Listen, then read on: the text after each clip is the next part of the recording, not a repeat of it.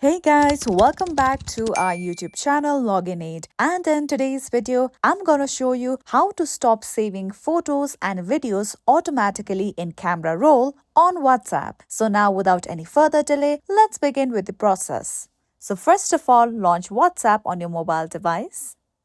Now once you are here, you can see the option of settings at the bottom right corner of your screen. Tap on it. Now, once you are on the settings page, simply tap on the option of chats. Now, once you are here, you'll see the option of Save to Photos. And if the toggle for this option is turned on, the photos and videos that you receive will automatically be saved to your gallery. So turn this toggle off.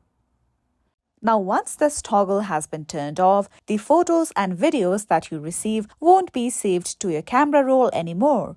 So, follow these easy steps and you'll be able to fix your issue. And this is it for today. If you found this video helpful and informative, don't forget to subscribe to our YouTube channel for more upcoming videos.